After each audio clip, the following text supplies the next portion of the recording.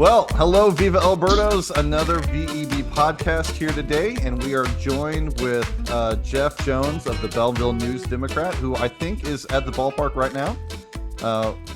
Hey Jeff, how's it going, man?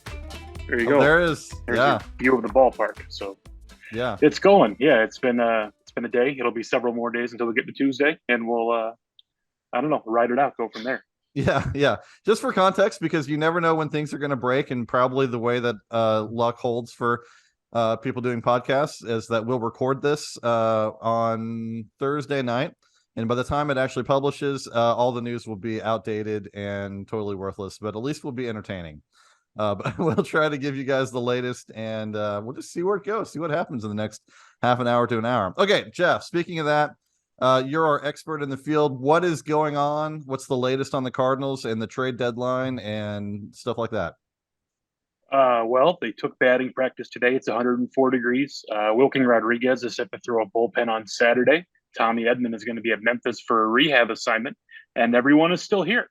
So for right now, that's about all that's going on, and we'll see how much of that is old and how much of that is still true in 2, 4, 24, 48 hours. Right. Now, did you guys install a special camera in the dugout so that you can keep an eye on Hug Watch as you go through the next couple of games? Unfortunately, no. The best I have for camera in the dugout is the pair of Target binoculars I bought in 2020 when I realized I really couldn't see things on the field from the press box. That they've fought the good fight for the last 3 years, and so that's the best we'll do in terms of dugout watching. All right. Well, the news is flying fast and furious, and I guess we'll just go ahead and start, since you mentioned it there, Jeff, with the, I don't know if it's the biggest news for the day, one of the rumors, right? Right, this time of year, it's just rumor after rumor, and the latest is about Nolan Arenado and potentially a trade with the Dodgers. Bob Nightingale is involved in reporting of that, as well as agents. What are your thoughts on Nolan Arenado going to the Dodgers? He's not, is my thought. So let's start with this, I guess, is the right way to start it. There's a way, in fact, I do believe everything that's written in that story that Jorge Castillo wrote for the LA Times, everything in that story is true. I would not have a reason to believe otherwise, which is to say that if you read it all in context and understand the way that it was written, all those things are true. I have absolutely every reason to believe that Jorge was told all of those things, and that he is definitely repeating things that sources have explained to him. Now the question becomes, what is the veracity of those things? What is where does the sourcing come, and what is the motive of the folks sourcing those reports, right? And that is where you really start to split the hairs. The bottom line is that there is no version of trading Nolan Arenado at the deadline that includes John Mozeliak keeping his job this winter. And realistically, there's just not a path to pursue that makes that possible, nor is there a path to pursue given the sort of names that were in the deal that were reported there. There's no version of that makes sense for the Cardinals, even in the alternate universe, right, where they are apparently, I guess, that from this, they're ripping it down to the studs, which they would have to be doing if there's an Arenado trade. What on earth do they want with Max Muncy and Chris Taylor? Why on earth are the Dodgers giving up their 4 best prospects? The Dodgers would not trade all 4 of those guys for an extended Ohtani, right? Like that's not how that works. When you think about the way the original Arenado deal worked, which granted, it was different because that was a zero leverage situation. He was coming here. He was only coming here, and the Rockies were going to have to eat it. That's how you end up with Austin Gomber, Mateo Gil, a grab bag for Arenado and a big pile of money. That all being said, I guess not the structure of the deal as explained in that story does not make sense, would not be viable for really either team, but would not be viable for the Cardinals, especially at the deadline. And it's not, whatever problems you may have with how the Cardinals are operated, they are not run like the Rockies. And there's just no universe where any of that makes sense. Like, I really don't have strong enough words to express how little logic there is in that. Yeah, well, I think it's coming across. I really do. I don't, and it's one of those things where it's like I almost feel bad because again, I have zero doubt of the reporting. I would have no reason to doubt the reporting, but I don't think it reaches the conclusion that is easy to reach from the way the story was written. Right. And just because something's talked about or discussed, it doesn't mean it's even close to, happening. Correct. Yeah.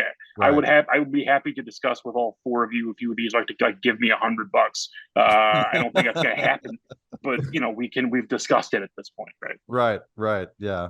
Well, there is your fee or that you charge us, and we charge you for coming on our podcast, right? Right. Yeah. I was going to say, I think I'm paying. Right. Yeah. So just to introduce everyone here, and I'll let you guys jump in and react. We got Blake, we got Gabe, we got Adam, and right now, I was waiting until she got on. Right now, Heather is joining us as well, fresh off of work. So, guys, I'll just let you react to that, and then we'll move on to, I don't want to say real news, but we'll move on to other rumors. So, you guys got any thoughts about the Arenado thing, or you guys are you with Jeff on this one? With Jeff. Yeah, with Jeff, 100%. Yeah, I mean, I'm with Jeff as well. Make it 3. So I feel like it's just a Los Angeles bias thing where they're going to have an implicit bias in the reporting where they ideally would want to get a player like Arenado, but realistically speaking, from the other side, unless something major were to happen, I don't see it at all. Yeah. Heather, welcome. You weren't traded today, were you? You're not like the site manager for the Royals side, are you? Oh, no, they could never. Much lower payroll over there. Yeah. Yeah. They could never. No. With the Arenado thing, I caught the end of it, and from context, I kind of figured out the rest. But I just kind of found out about that not too long ago, and I posted a thing today about I use like Arenado as the main character in these like little stupid stories I've been writing. I'm like, oh no, this is really going to hurt the sequel. There's no Arenado, so can't have that happen. Absolutely not. Right. Okay, so Arenado's staying. Paul Goldschmidt is staying. We can probably presume that Jordan Walker is staying. Everyone else might, though, perhaps be up for grabs either here at the offseason or at the deadline. Let's just talk about our free agent pitchers, Jordan Montgomery, Jack Flaherty. We've seen a couple pitchers go already in trades with other teams.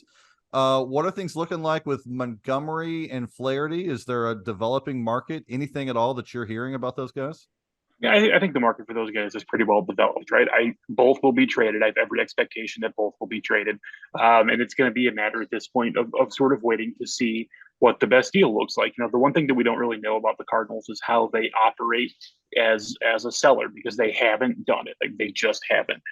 The closest that we've really seen them do it was in 2018, where you had the deal where they kind of cycled out Tommy Pham for Genesis Cabrera and Justin Williams and everybody's favorite Roel Ramirez, and you had some other stuff going on later on down the 40 man, and those were deals that happened day of. The one that off the top of my head, I can't remember if the Voit Gallego Shreve deal was day of or perhaps the day before, but the point is that those things happened down close to the deadline. So the closest analog we have to how they behave in these situations is that they wait and they run the clock out. And so I'm not terribly surprised that they haven't, moved yet, nor, for example, was I terribly surprised that the Angels jumped early, because if anybody was going to have a good idea of whether or not there was going to even be an Ohtani market, it sure was going to be the Angels. And it definitely, it behooved them to move as soon as they knew what their situation was. So those guys, those two starters are getting moved.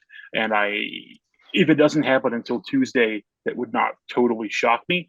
It would surprise me a little if Montgomery makes a start tomorrow night. We asked Ollie this afternoon, and he said the plan is for him to pitch tomorrow. And if that's the case, then that's the case. That seems borderline reckless to me. But they say that's going to happen for now, and we'll wait and see. Guys, you got a question about that? Jump in here anytime. Yeah, Jeff, just a quick question regarding, on that note about Flaherty and Montgomery. We saw the first domino fall in the big pitching market yesterday with Lucas Giolito. I was discussing with a buddy yesterday, and we kind of came to the conclusion that was more of an anomaly after I originally thought it was kind of setting the market for the starting pitching. So how much have you heard versus how much of the truth is there too, versus that being kind of the shot in the dark and a one-time thing for the Angels kind of trying to compete on their own in a division, make it an all-in move, versus kind of that actually setting a market for a guy like Montgomery or Flaherty, because the numbers do kind of stack up very similarly, at least between Flaherty and Giolito. So yeah, I think the thing to say there is number one that I would agree that, and the market views Flaherty and Giolito as very similar. Now what it looks like for them in the winter, who can say? But we're talking about them as pure rentals. I think that they are viewed and valued very similarly right now. Um, in terms of the timing, look, one way to look at it is that Giolito, I believe, is starting for the Angels tomorrow, right? So by jumping early, they literally get one more start. And so the Angels, who were 3.5 out or whatever, buy themselves an extra game of their rental, whatever value you attach to that by jumping early. That's what they get by making a move early. And again, like, if the market to some extent was waiting based on Ohtani, like, well, we can't do this deal until we know if we're going to need these pieces for conceivably an Ohtani deal. Obviously, the Angels would know that that wasn't going to happen and would be better positioned than anyone to sort of move early in that context. And so it doesn't surprise me that they would go early. I do think, though, it is instructive that when you look at what that package was, it was Giolito and a pretty good middle reliever. Got you top 100 prospect, the back half of top 100, but it got you a top 100 prospect, and it got you, sort of a lower floor, more gambly, but older advanced AA pitcher. I think that is an entirely reasonable analog to expect. Now, the question is, does that sync up with what the Cardinals want, which is pitching that can contribute as soon as next season? That's harder to see, but you can kind of see what the value, at least roughly, looks like from that kind of package. Yeah, no, absolutely. I saw that Edgar Caro as the centerpiece of that return, and I was like, wow, if the Cardinals could yield a top 100 pitcher back, maybe not a catcher because that's not an area of need as much as it once was, that would be huge going forward for 2024 and beyond. And there's more variance with catchers, right? A guy who is top 100 prospect, but as a catcher is by definition a little more of a gamble than a top 100 prospect who was a starter, just because of the way the development curve for catchers tends to work. Whereas with pitchers, you have a fairly good idea earlier, pending health, obviously, what that's going to look like. So if in the market right now, I mean, I realize this might not, it might not play forward as even as this. If Flaherty is the rough equivalent of Giolito, Montgomery's got to be a half step above that, I would think.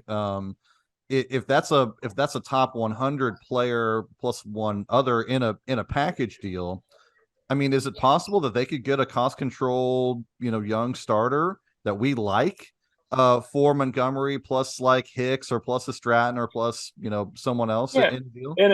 And I think another way to look at it is, could the Cardinals deal a rental pitcher plus a prospect or 4A player from a position of strength to fortify their own return? So, for example, are we talking about, can the Cardinals trade Montgomery plus pick between Yepez and Luke and Baker plus something else that gets you a pitcher, right? Now, I'm not saying that those guys have like a whole ton of value, but if you're talking about a team that is maybe interested in trying to see if they can unlock what happens there, it has the added benefit of also helping to clear up your own 40-man, and maybe it kind of gooses the return a little bit. So yeah, I do think there's something to that.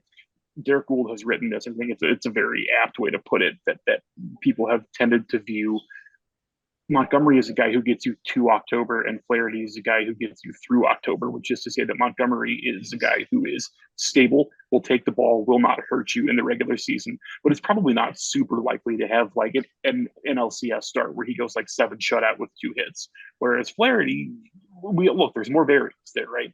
We've all seen that, but variance can also go high. And so, if you're a team that wants, to the extent that there's a difference between them, if you're a team that wants to sort of dream on potential, do you think is there more chance that lightning strikes for Flaherty in that kind of environment? I think it's an okay bet. I don't know that that's how I would necessarily, like, if I was running a team, that's how I would hedge my trade capital, but I can understand how a team could view those two pitchers that way. Gabe? If you were watching, you saw Gabe's reaction. I don't want to get agree with the characterization of Flaherty and Montgomery, but I don't want to get into that because we have shortage time. Yeah. But my question is, so somebody like Chris would probably be paired with somebody else in a trade. Do you think Jordan Hicks' trade market is high enough that he could get like a legit return on his own? I do. I mean, I don't. Unless I'm missing someone obvious, Hicks is the best reliever available on the market, right? And Hicks has a tool, has a skill that you really can't teach, right? As much as they, as much as pitch technology has advanced, and as much as we know more about coaching pitchers than we did in decades previous, you really can't teach 103. You got it or you don't. And Jordan's got it, and for the moment knows where it is going, which is a pretty big benefit for him. I think the fact that there was a meeting that had been well reported on by Katie Wu, among others, in Arizona, between the Cardinals and Hicks representation, and that everyone got back on a plane and that there was not a deal struck, is probably indicative of where that is going, which frankly I think makes a lot of sense for both parties involved. It's hard for me to see a reason, and I should lay my own biases up front here. I'm pretty well strongly team doesn't pay relievers. Doesn't seem to generate a lot of return unless you're willing to just blow past the luxury tax, in which case what the hell do I care, pay everyone.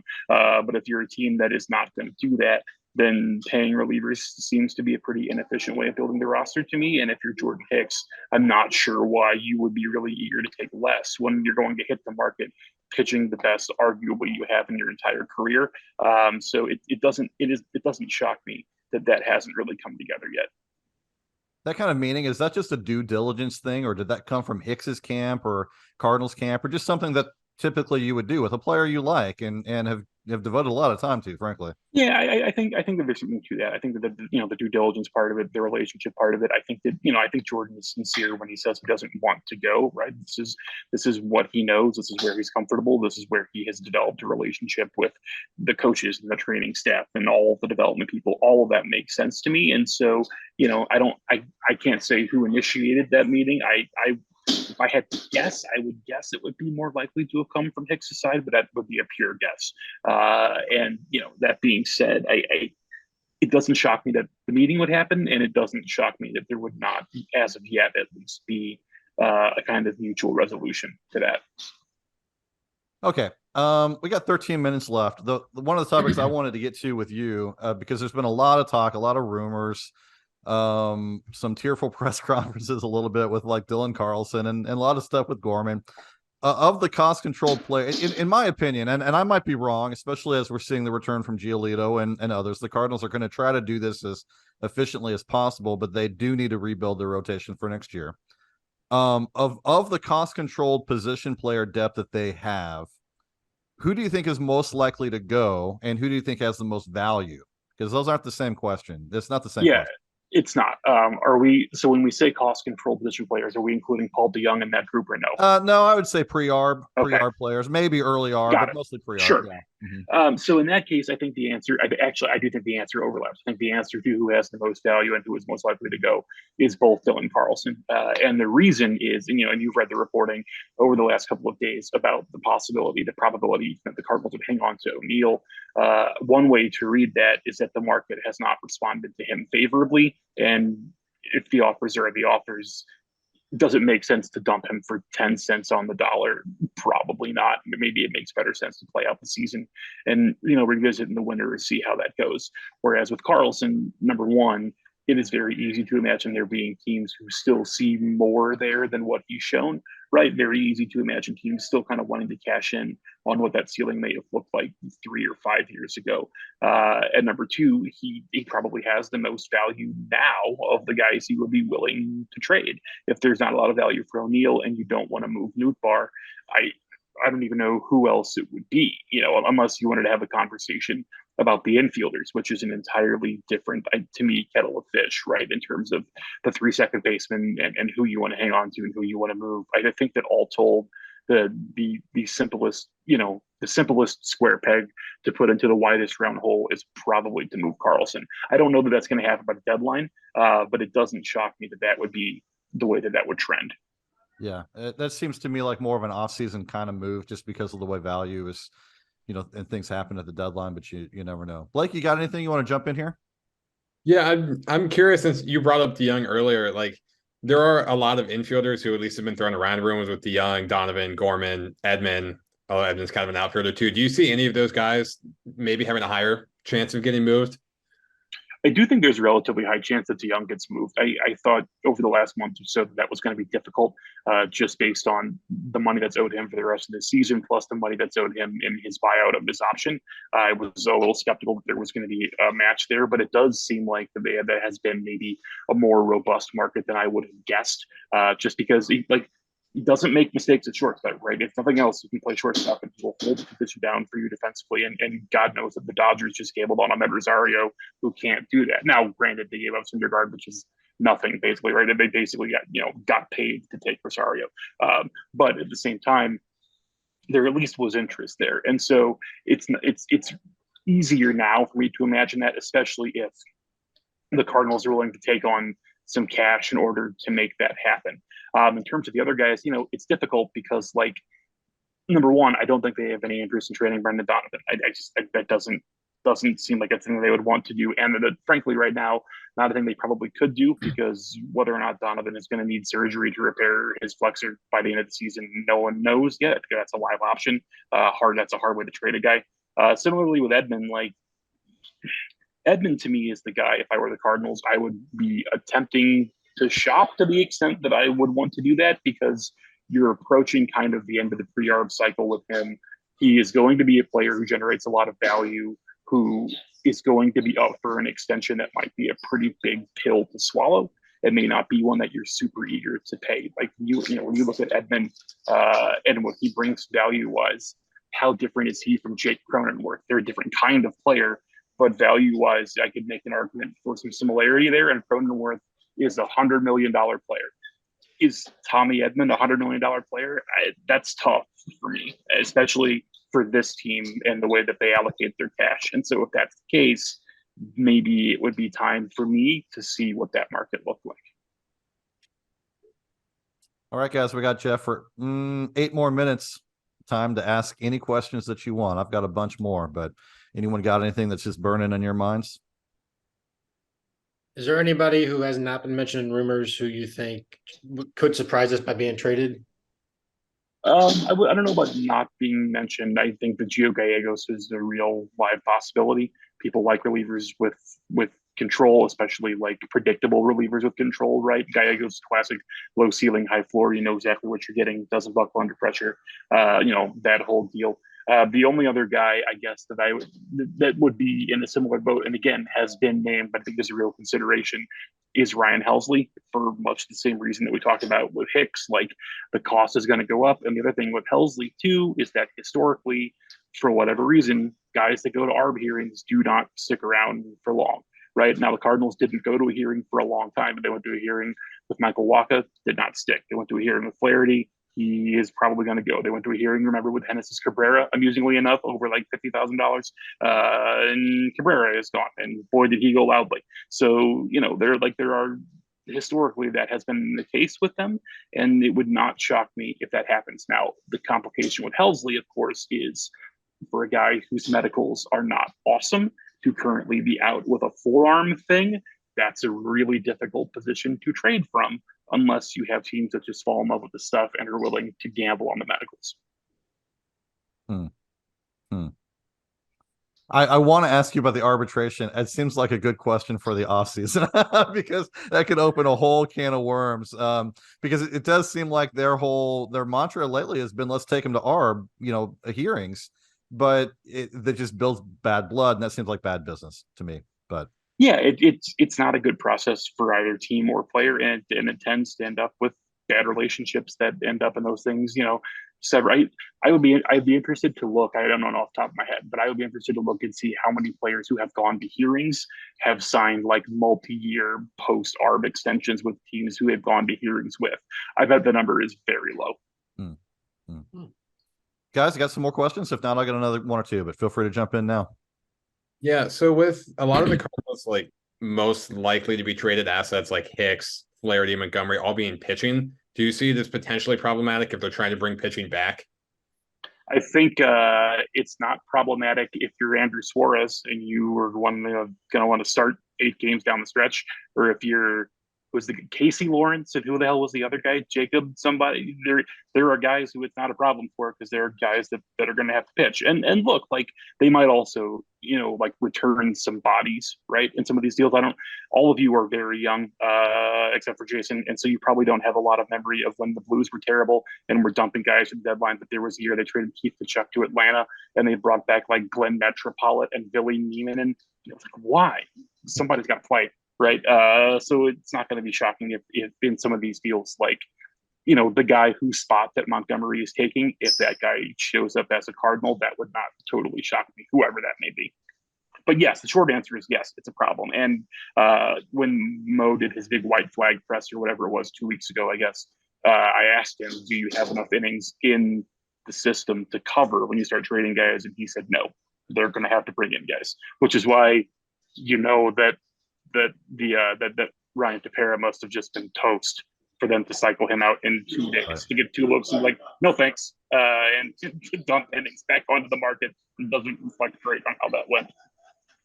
So to build off that point quickly, I was wondering, so they have no interest in like calling up Michael McGreevy, or I think Connor Thomas is hurt, but he would be a yes. Graceffo, I think is healthy again. I think last I checked. Graceffo, he is. So doing that. I wouldn't say no interest. In fact, I wrote today about guys that we see post deadline, and I did write about McGreevy and Graceffo both. I do think it's possible that you were to see those guys. I think it is more likely that if you see them, they would be here kind of in that classic like Cardinals way of, well, let's go to the bullpen and just sort of patch it together. And look, with the way this team is going to be desperate for starts, being in the bullpen could mean that McGreevy is getting scheduled 3-inning outings or whatever every 4 days. Whatever. It's not totally, that wouldn't totally shock me.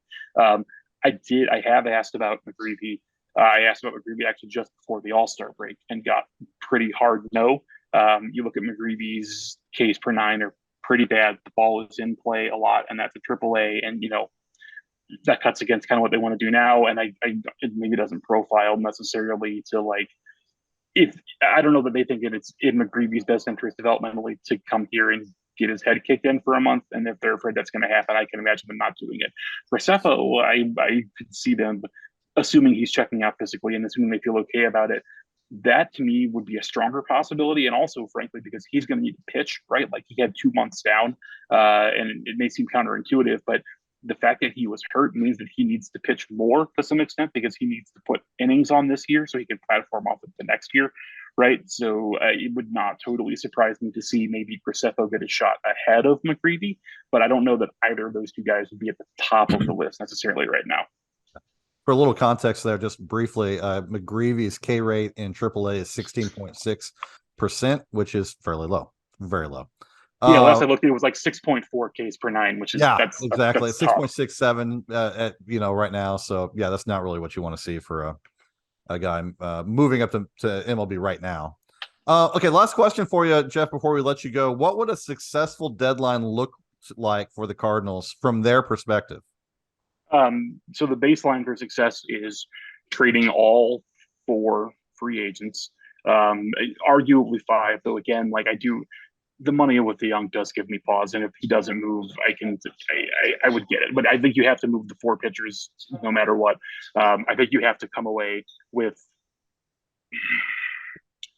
2 arms that make appearances for you in 24. One of which is one that you can really lean on. I think that is a reasonable thing to expect, and I think that you have to come out of it with a clear plan. Like I think you have to know.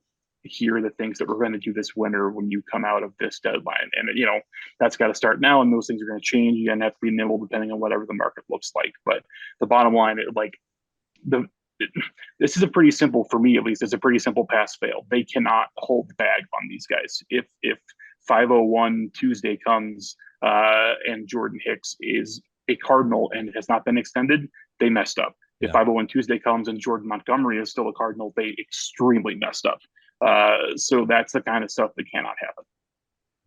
Yeah. So do you think they'll be happy if they get through this deadline, those guys are traded, but they don't have a starter they can count on for next year? They would still be satisfied with that.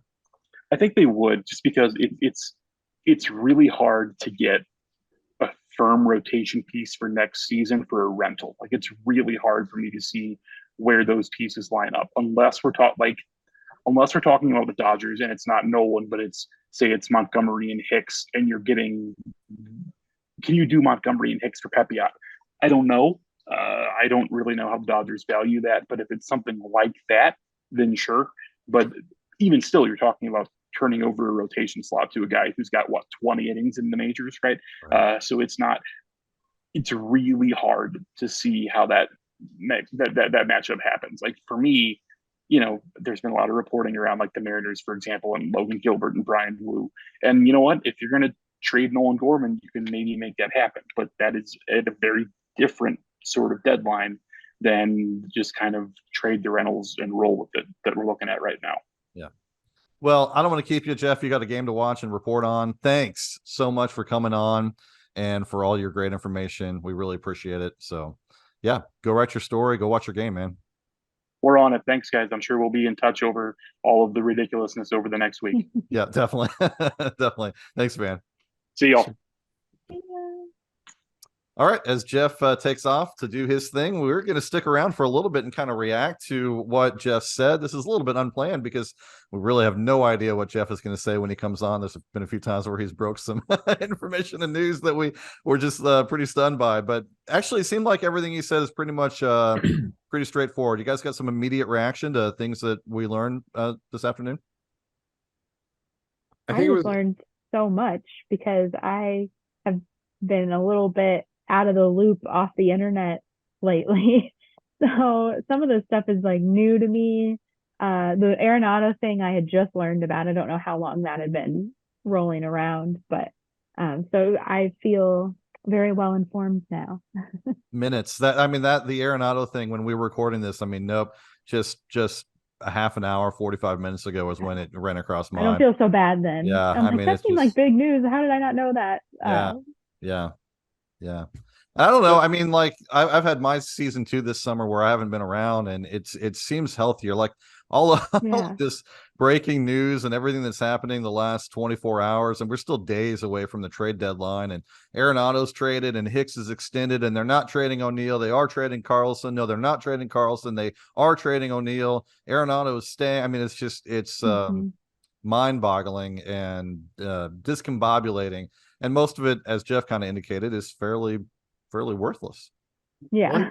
One thing that was interesting that he said at the end was combining Hicks and Montgomery for Ryan Pepe. I don't know how to say his name. Ryan Pepio. Yeah. I feel like that would not be a good trade. He's not that kind of prospect. He's like the 7th in the Dodger system. He's not a top 100 prospect. I feel like you could do better than that for those two, personally speaking. Well, we got to also remember the Dodgers system, number 7th in their system, is pretty dang good, right? Especially their pitching depth. They got a lot of guys, and even maybe not Montgomery, but if it's a guy like Flaherty, like I would agree, maybe not Montgomery, but Flaherty. I wouldn't be opposed to having Ryan Pepio in our team, and he probably. I just think, especially if Hicks has like a decent amount of trade value or trade capital, whatever you want to call it. I mean, you maybe could even aim for Bobby Miller, honestly, for those two combined. And Ryan's also on the 60-day IL too. I mean, that doesn't matter for us, obviously, but I don't know. That just caught me off guard because I was like, I was expecting him to say Bobby Miller following that statement, and when he said Ryan, I was like, that seems light for those two. I would hope we could do better if we're combining those two in a trade. Yeah, but that's kind of what I was talking. I don't know that you guys read my article. I think it was on Wednesday, but that's kind of what I was talking about. It's like, we have expectations of the kind of players that we want back in these deals, and the reality is it's going to be hard to get anyone that will actually be in the rotation for next year. It's just because these teams all, the reason they're buying pitching is they don't really have pitching to give, and then prospect pitching, the kind of guys that we might want that would say be better than a Liberatore, clearly ahead of Liberatore in the pecking order for next year. I mean, that kind of player is worth more than a rental. It just is. And so it makes it a difficult situation for the Cardinals, in my opinion. I don't disagree with you, by the way. I'm just saying, like, no, I'm just throwing context in. I'm sure they're not going to be combined. I mean, I'm not sure. I don't think Hicks and Montgomery are going to be combined in a trade. I just think if they are, we're getting like a legit top 50, top 60, top 70 pitching prospect. And I don't think Ryan is that. So that's where I was like, really? So that's all I was commenting about. Okay, let's talk about that then, because he, the Giolito deal is one thing. Do we think now, based on that the Cardinals could get a top 100 prospect back for some of these guys? Is that a realistic possibility now? Yeah, I saw that, and I really do believe that the Angels had a massive overpay on that deal, and Edgar Caro is he's a premium prospect. He broke out last year in the Cal League, but it would be difficult I could be wrong, right? But it would be difficult to imagine the same kind of return happening for a guy because Flaherty is aside from them going to the same high school and being like almost the same age, the exact same F4 I tweeted yesterday, very similar, identical pitching or number of innings pitched. They're very similar pitchers in general. But I do believe that was an anomaly because the Angels potentially are trying to keep Ohtani. They're going all in. And it's probably also more high level with a business decision because if you do lose Ohtani, you do lose quite a bit of equity value in the franchise. So there's probably there's another whole idea going in there. But I do believe that the Cardinals probably aren't going to get the same kind of return that the White Sox got for Giolito. But then again, I would be very surprised. I could be wrong. Yeah. And I think something else to consider too is I think you hit it on it earlier, Jason. Any team who's training for pitching isn't likely. If the Cardinals are looking for pitching, I doubt they're going to want to give up a top 100 pitching prospect as they're looking to fill gaps in their pitching rotation. So that's another potential hurdle, which makes me almost wonder if the Cardinals are going to try to get maybe more quantity over quality to put it that way. Maybe more guys who aren't necessarily on the top 100, but maybe they go for a package of starters who were a little bit lower tier, but could both add innings next year. I just think it's going to be hard for them to add a high level pitcher. Yeah, and I talked about that a little bit too, not to make this all about my article, which wasn't even that very good of an article, but plug your article. Yeah, no, I'm not plugging that one. It was just one I got out there, but it seems like not only, the thing is with 3 or arguably 4 rotation spots, just depending on how you count Mats and whether you want to stop at 5. Because they always need 6 or 7 starters. 5-man rotation is a lie. You need more than that. It seems like not only do they have to have guys at the top tier of that, just in the Mikolas range or above or a little bit lower. I think it would be a pretty significant success if they were just able to add a couple names to that sort of lower number 6, number 7 tier, competing with guys like McGreevy and Graceffo and Liberatore, and then maybe throw Thompson, maybe you throw Palante. Those guys are all kind of in there as swing sort of arms. Are they starters? Are they relievers? Because not only do you need to fill out a rotation, but you also have to fill out a bullpen. And the more of those guys you have around, the more of a chance that one of them could turn into a Zach Gallen, right? It can happen. It's not likely, but it could. And probably they won't all be on the Graceffo level, but they're probably not all going to be at who should I put at the bottom of that list? Thompson? Connor Thomas. Yeah, that's fair. That's very fair. Thomas, even though I like him as a guy, clearly at the bottom of the list. More guys in that range is only going to help them fill out a rotation and maybe make some deals in the offseason. Yeah, and you hit on it earlier too, just now. One of the things that stuck out to me about what Jeff was saying was how many relievers the Cardinals are interested in dealing. They should dump Hicks and Stratton. Verhagen's expiring, but then Gallegos and Helsley also could potentially be traded. The Cardinals are going to pretty much have to rebuild their bullpen at that point. On top of rebuilding the rotation, they're going to need a lot of pitching. Yeah.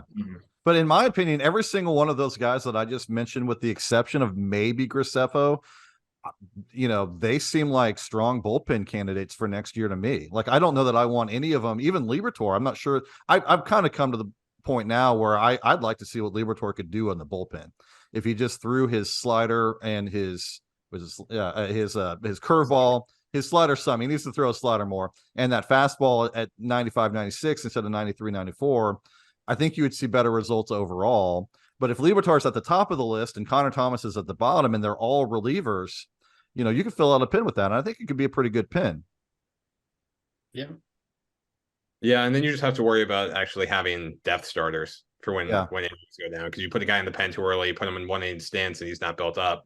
That's part of the problem too, if they're going to start dumping McGreevy's and Liberatores and all those guys there. Yeah, well, they're not going to do that to Graceffo. I mean, like they're going to give. I mean, not that Graceffo hasn't had a bad year at all, but they're certain the injury kind of delays him a little bit, so they're going to keep him. I would be very happy if Graceffo went into next season as the sort of first up number 6 starter and Libator kind of around there, but not being afraid to go ahead and move some of those guys to the pen and get them experience to fill in for gaps that they trade. That was one of my big kind of complaints about the potential Hicks extension, which doesn't look like it's happening, is that they do have these other arms. So there's not really any reason to give upwards of $10 million to what I think is a good reliever. I mean, Hicks has been great this year.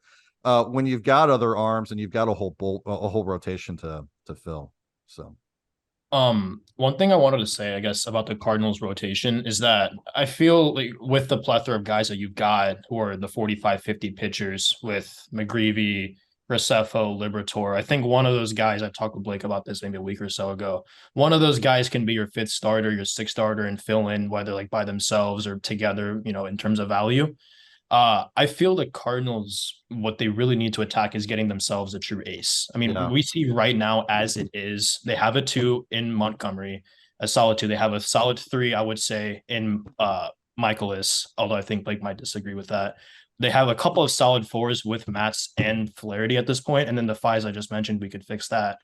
But I really do believe that acquiring that true number 1 ace or potential co-ace alongside Montgomery, if he continues to ascend, if they were to keep him around, would be that main piece. And obviously that would be spending a lot of money, a potential guy like not a Yoshinobu Yamamoto, but more of a Aaron Nola type piece, or I wouldn't say Julio Urias is an ace quite not like he once was, but I really do believe that, trying to add on with those, fringe starters and trying to get them to be one of the top guys just isn't going to work out, especially with the guys that we do see at the top right there. I don't think there's ace potential in any one of them, but I do believe there are rotation caliber starters there, and I think those guys can be your death rotation starters, Jason. But I do believe that the biggest need is acquiring another, so which would essentially be almost 2 aces if Montgomery does walk it, or not acquiring another young cost controllable starter, which would make sense that they're not, like what Blake mentioned, because if you've already got that that cost controlled young pitching, it wouldn't make a lot of sense to be acquiring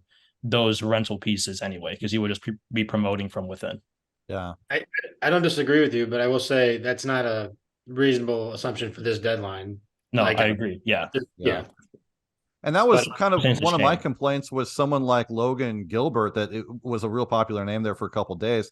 I like Logan Gilbert. He looks like a pretty good pitcher. I don't know where I would slide him in that. Some of it, we talked about this on the site yesterday, a fairly long discussion. Your own view of what is a number 1, number 2, number 3, number 4, number 5 fits into that, how we talk about these things. But Gilbert to me looks like, kind of like Montgomery, right there on that edge of number 2, number 3. Here's the thing, and this didn't come out on the site yesterday, but a number 3 can easily slide up into the number 2 range like Montgomery has this season. Montgomery is clearly one of the top 25 pitchers in the league this year. That's a number 2.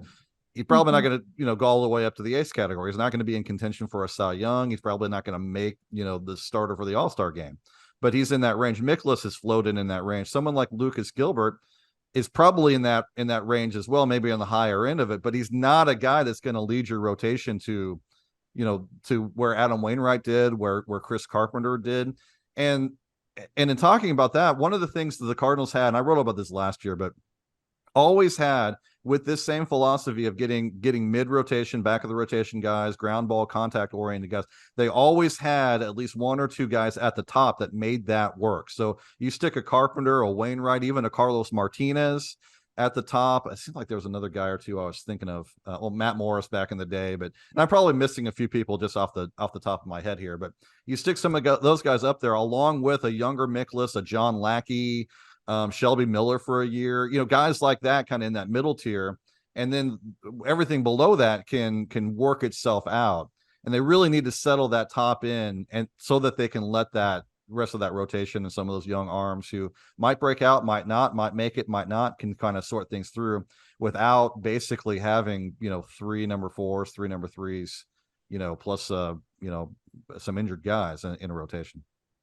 Yeah, and I mean that's the Yeah. thing too. Like, I personally don't think that the Cardinals are going to get a Gilbert or a Wu from the Mariners, which means there's really just going to be a lot of pressure in the winter to actually bring in guys who are better than Miles Michaelis, because otherwise, then you're kind of sitting with Miles Michaelis at the top, and I don't think really anybody wants a rotation like that. Right. So they can do themselves some good at this deadline, but they're still going to have to do a lot in I the would winter. agree with what Gabe was saying in response to me. I was just kind of saying that it would be more like, obviously at this point, wishful thinking, but it is kind of in theory what you would want, because this rotation depth is already lacking. I mean, you do have the basic pieces for what you would want, but you need to add on to what you have already right now and not subtract. And it feels like their hand is being forced to subtract, unfortunately. It's just the unfortunate reality. Yeah. And what we haven't even gotten into, and there's no reason to get into yet, is the payroll too, because just starting to run a couple numbers yesterday, and they do have money. Like it's probably going to be one of their richer, seasons, with probably, I mean, just a rough thing that I did yesterday, around 45 million available in spending. I don't remember when they last had that much, but when you're talking about 3 or 4 rotation pieces, and maybe I'd kind of like to see them add some more consistent outfield depth too, particularly if they end up trading O'Neill or Carlson. That's an offseason conversation. But plus, then you've got roster filler you're going to have. It's going to be really hard to bring in someone like Arenado, who might not be an ace anymore, just looking at his stats at age 30, and giving them 25 to 35 million. That's what those guys cost. Then yeah, at that point you're talking about filling in with guys worse than Mikolas, guys more like Matz, maybe if you can even get that kind of a discount, and probably guys more like Waka, to be honest. So at that point it gets pretty tough. Current Waka? Do what? Current Waka? Yeah. I mean, you're talking about I don't know how much you made this year, but Waka. even just your low end, like Quintana got 10 million this year. I'd have to look. Mm-hmm. But there are always guys like that out there. But you're talking about number 4, number 5 starters who might, on a good year, become a number 3. And well, what you could do also, if you're trying to manage the money, is like, say they want to sign Nolan, they could make his first year salary 20 million. Yeah. And then 25 million, even though the overall AAV, I think they could do shit like bonuses or something to really like fudge the numbers. But I was going to shift the discussion unless you guys want to keep talking about. Go for it. that. Yeah. So one thing that was interesting for what Jeff said, I think kind of underplayed DeYoung's value a little bit, in my opinion. Yeah, I think so too. I agree. He suggested he was an impending free agent, but honestly, if we weren't going to trade him, I don't think that's true. I think they will trade him, but I think if he, goes untraded, we would accept his option, and then we would figure out a way to make him on the roster work. And I think for that reason, though, I think that they'll actually be able to get something for him, because there's a lot of contenders who have not good shortstops. Dodgers probably number 1, although they traded for 2 bad options, like really bad options recently. I don't know how much that impacts what they're going to do with DeYoung, but so yeah, what do you guys think about the DeYoung situation? Yeah, I agree. I think I was on the boat that, I mean, I would still think in theory, I think his option gets picked up just because those kinds of players, a 2 to 3 WAR shortstop does have a decent amount of value, and it's just, they don't come around every day. Mhm. I would have set up until about maybe 3 weeks ago, that like before the Mason Wynn renaissance at this point. Well, not renaissance, but I would say that it's probably a foregone conclusion that DeYoung is probably your shortstop going into next year. And even then, I would probably hold on to Wynn in AAA for the rest of the year, make him prove that he can hit the ball hard consistently, and worry about it in spring training going into next year, and have them maybe compete. But I would also, agree with Gabe that, if he is traded this deadline, I would not be surprised at all. Me personally, I would hold on to DeYoung and, worry about it next year, but I could also see him getting traded, absolutely, given the rise of Mason Wynn in AAA the past couple of weeks. So a little context here. DeYoung's buyout next year is $2 million, not insignificant. And by the way, that will count in payroll if he sticks around. So even if we cut him, you gotta drop 2 million in there. So plan to pay for that. Yeah, true. But his salary is still a reasonable 12.5 million. And looking at it right now, his FWAR value is 1.5 in 300 plate appearances. he is a guy you probably should think about platooning, but as a righty, it's not all that, necessary. But for on a 600, plate appearance season, that's 3 WAR. Well, at 12.5 million for a 3 WAR shortstop, a guy who's done that in the past, that's a discount. That's a pretty serious discount. And so I could see how a team like the Dodgers, like others who, might think about, paying to have that as a utility or even a starting shortstop, he's a fairly attractive option. And I would think they would be able to get something more from him than what Jeff indicated. So, Yeah, I agree. Yeah, he should have a lot of value. And honestly, the Cardinals should probably trade him. Like, even if they just want to put Tommy Edman back at shortstop next year and let Wynn come back at some point, like that's a good, attractive asset that they have that they can hopefully get something for. I think that was probably undersold a little bit. Yeah, I agree. Yeah. And that was just what I was about to ask, was if they did trade Young. It seems like they have they have a lot of options middle in, because they have, I think, 2 second basemen they're trying to cycle in and out, and then Edmund also. So I feel like they can figure it out. I think what's hurting him right now is the fact that Donovan can't throw. Like, if he was healthy, it would make a big difference. But I feel like when, his progress right now, I think helps. One thing I would say, Adam, I don't disagree with you. Your assessment is dead on in the fact that Mason Wynn needs to hit the ball harder, more consistently. Like, that 100% true. I would say, though, as a defense oriented shortstop with walkability and speed, in my mind, just having grown up in the 80s and the 90s, if it takes 3 or 4 seasons for his power to develop even to Edgar Renteria levels, we've seen that before, I guess is what I'm getting at. Renteria didn't hit more than 10 home runs for the first 5 or 6 seasons of his career, and then developed a little bit of power later. And I could see that same sort of path being with Wynn, that for now he'd be a slap hitter, almost overwhelmed at the plate with major league pitching, but he's still going to have good defense. He's still going to have speed. He's still going to get on base with walks. And I could live with that for a year or two as he develops, but I could also live with them giving him more time. That would be perfectly fine too. Probably be a good idea. So one thing they can do with Wynn, though, is due to the new draft pick rules, if you get rookie of the year second, they can call him up in September and get him 30 days. He'd still qualify as a rookie next year. And you got to like call him up at the exact right time, because I think it's 130 plate appearances or 45 days on the active roster. Yeah. And if you call him in like the middle of August, he'd probably get over 130 plate appearances.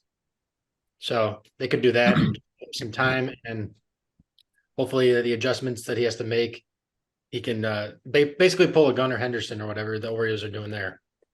Yeah. I think now that you bring that up, I think the Cardinals lost that with Walker. Walker has played him well, depending on whether you look at FWAR or not. His FWAR is still negative, unfortunately. But as far as his WRC plus, he would theoretically be in contention for, rookie of the year. But I'm pretty sure he was down too long for them to get that. So I think that's gone. But it would be something they could hold out for with both Chris Sefo and Wynn next season. Are we missing anyone in this conversation? Like, is Tink Hintz a candidate for next year in the rotation, or is that not going to happen yet? Probably later.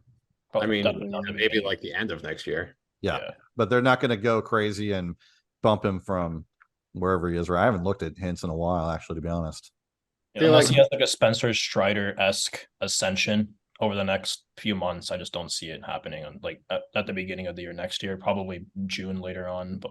Yeah, definitely not early on that. Okay, so I'm right though. He did go to he is in Double A. Okay, I thought that I had heard he had been promoted to Double A and not doing too bad there, in not very many innings. So yeah, I think part of the with him too is trying to figure out how many innings he's going to throw. Like he was at 55 or something, 50 last year, so they're probably going to get up to 75, 80, maybe like 100, 110 next year. So yeah, 52 last year. He's at 56.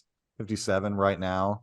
So yeah, they can throw him through the end of the season, but yeah, he's got to build up arm strength. Definitely couldn't start next year as a full-time starter. So I feel like the best hope for him is just bullpen to finish out the year next year. That's what I think the route they're going to take is, and he would be really good in the bullpen. So that'd be exciting for the playoffs and stuff. I mean, nasty.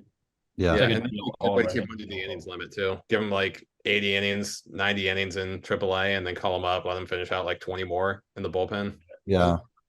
He's super young. I mean, I'm not trying to say this. I hate it when I do this because it's going to sound like a criticism of a guy that's 20 years old in double A, but in A plus, well, no, okay.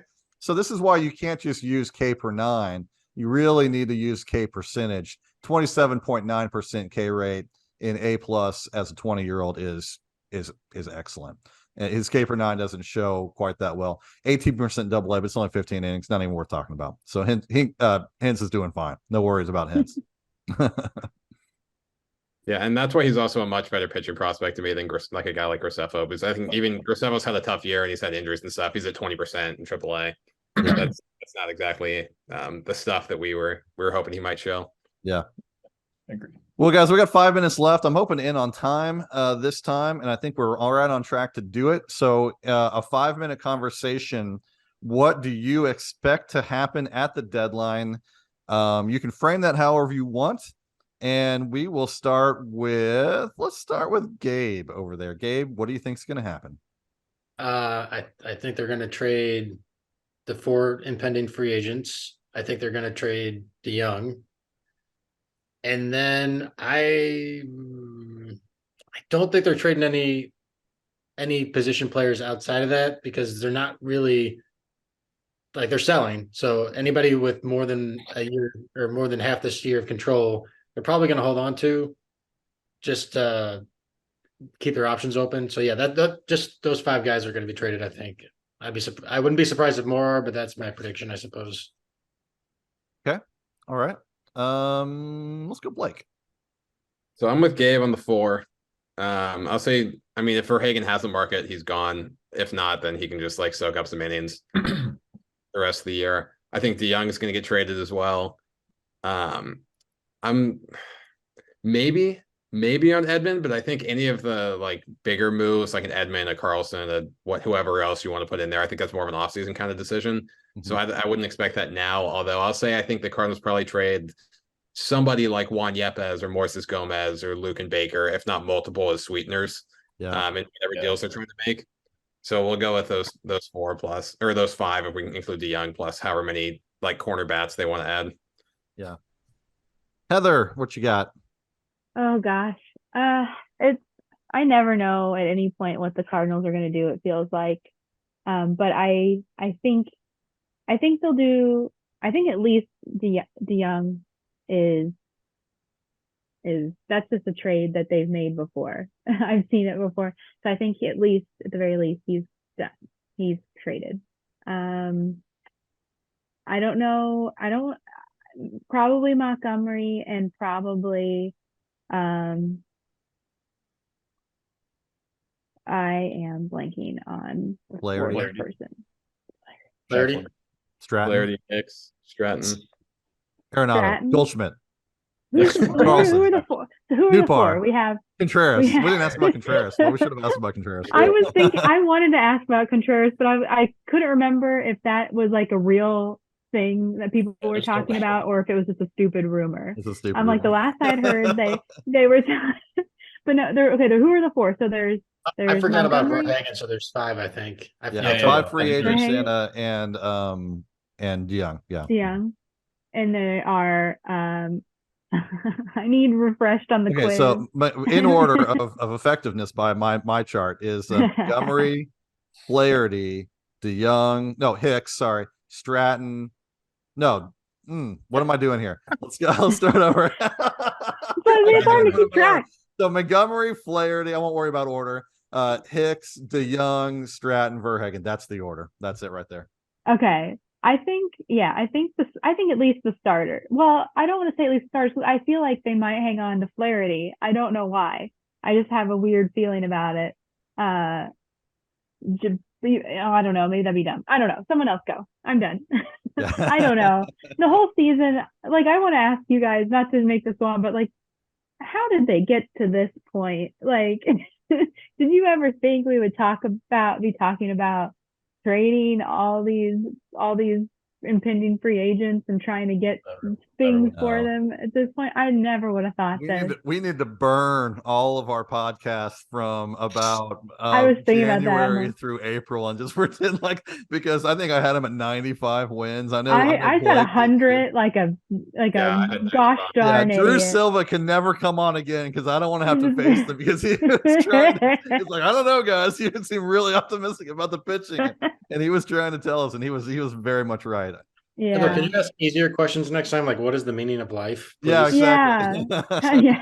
How did we get here? I don't know. How did any of us get here? Yeah.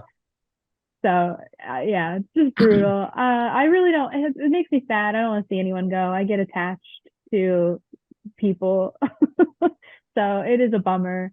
But yeah, I think at least the starters and the young. Adam, what do you got, man? Yeah, I think it's gonna be it's 5 impending free agents. You said, Gabe, right? It's not 4. Yeah, so it's 5. I think your Verhagens, your Flaherty's, your Montgomerys. I'm blanking on who the last guy is, but either way, your 4 guys there. I think if you can acquire a couple of top 100 prospects for those 4 or 5 guys, I would be very, very, very happy. That being said, I think it'd be difficult just because you're not like we said earlier, if you're going to be trading those pitchers, they're probably not from a team that has the depth anyway. So are you really getting what you like in return, which is those young controllable pitchers? So it's interesting to see what they could get in return. If it's top end talent that it could yield something, potentially pitchers from somebody else, you can try to work a third team or, worry about the prospects later. But I think there is a lot of just value period that you can acquire. And I think what you do from there is just, is a different story, but there is a lot of that you can, there's a lot that you can be reaped from this from this trade deadline. It'll be a very wild next few days for sure. Yeah. So for me, I think, I don't necessarily give this strong odds of happening, but I'm just to be a little different than you guys. What I'm going to say is something happens we don't expect and something doesn't happen that we don't expect. And what I mean by that is that I think one of the things the Cardinals and Mozeliak have done in the past, not very often, but when they have had an absolute need, they have gone aggressively out to fill it. Now, they tried to do that with Sean Murphy. Didn't work out. But I think they tried to have Murphy locked up even before the winter meetings. But you go all the way back to Johnny Peralta and some other guys where they jumped the market to get something in because they knew that they had it. I think that something not huge, but something bigger than we might expect happens at the deadline to lock up one rotation spot for next year. Might not be, a number 1 or number 2, but it could be, someone a little bit better than we might expect. I think that they get that done now, and it's going to cost them. Someone that we don't necessarily expect to go. Either that's a prospect, or it's Carlson, or it's Gorman, or it's someone we want to keep. So I think that happens. And then I think secondly, I think something happens that we don't expect, and someone like Flaherty sticks around because the Cardinals decide that they need innings and need to cover innings more than they need to make that trade. So that would be a surprise on both ends, but hey, I mean, it's the end of a podcast. No one's listening anyway. Might as well be interesting. we said they were going to win 90 games this season, and look what happened. So what do we know? Right. And it might not be Flaherty, it might not be a starter. I think there's really good odds, but it wouldn't shock me at all if DeYoung stuck around. It wouldn't shock me if Hicks stuck around. And I expect those guys to go, but I just, I wouldn't be shocked if something like that happened and they stayed. So, all right. Any final thoughts from you all? I'll comment on the Flaherty thing. The reason why that feels like it could happen is because maybe they believe Flaherty is inclined to accept a qualified offer or something. And worst case scenario, you still get a number 60th pick or something. Yeah. So that like Montgomery has no chance of ever accepting that. Whereas Flaherty, maybe you're thinking, oh, well, we want him for 1 year and 20 million or whatever it is now. Yeah. Then we can utilize that to sign him to an extension as well. Yeah. So that's why Flaherty wouldn't surprise me if he doesn't get traded, but that's about it for unless Verhagen has no value. It wouldn't surprise me if he gets. Yeah. I don't really count that because the most you're getting back from a Verhagen is someone like a future Gio Gallegos. I mean, they made those deals in the past for guys that we didn't value, and those guys come back. That's why you make those deals, because you never know. But yeah. All right. Well, hey, I think we're going to try to be back next week with some sort of trade deadline reaction. We'll get our articles in, but maybe later in the week, next Thursday or so, we will gather again. And if there's big news and we feel like we need an outside guest, we'll bring them in and see if we can't get one of our reporters or commenters who writes here locally or talks here locally. Otherwise, it'll be us, and we will react to everything that did happen and everything that didn't happen at the deadline. But from all of us here at Viva Birdos, have a great weekend, and we will see you at the trade deadline.